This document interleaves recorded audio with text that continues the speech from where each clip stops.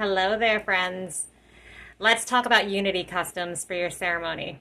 They're a great way to symbolize blending two individuals into one or two families into one family.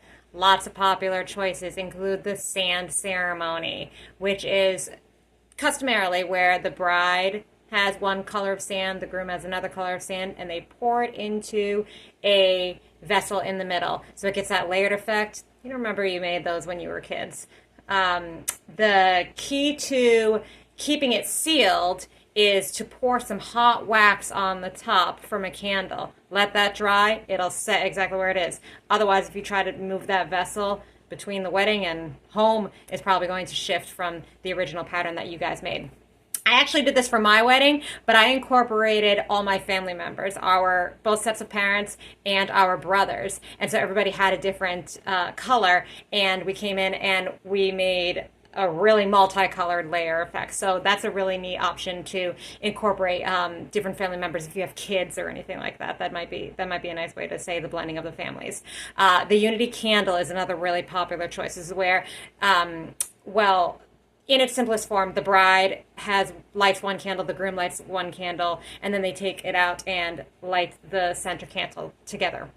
In its traditional form, I think the mothers of both the bride and groom light the original candle. Then the bride and groom take their respective separate ones to light the middle one.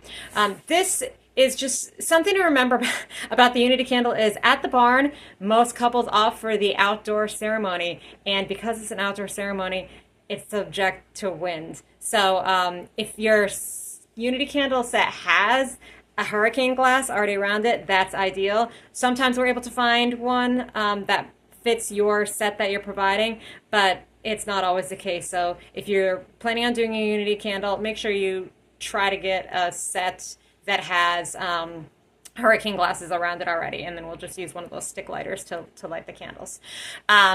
Jumping the broom is more of actually, from its roots is an African American tradition.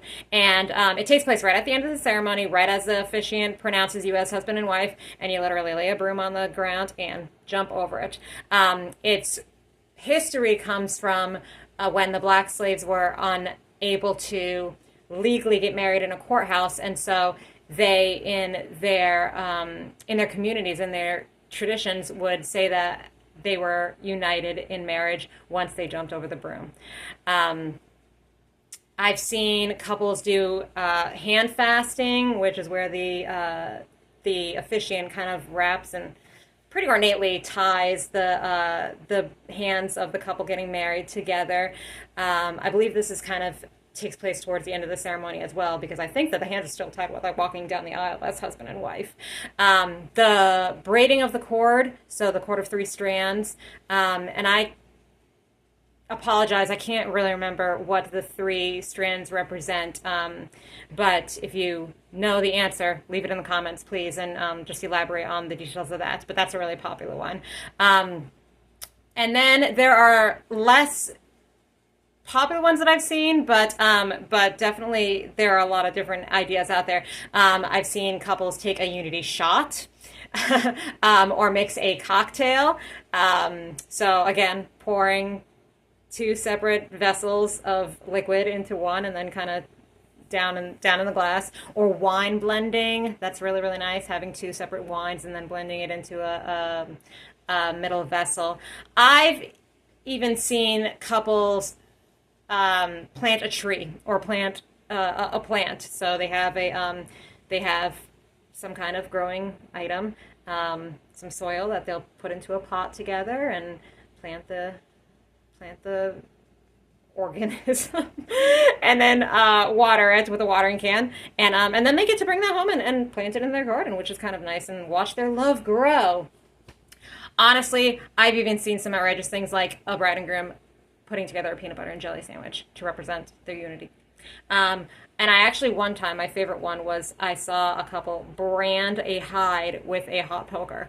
Made me a little nervous, but it was definitely a unique thing. So if you need a cocktail table out there to do that, we provide that. Otherwise, you would bring anything that is required in that kit.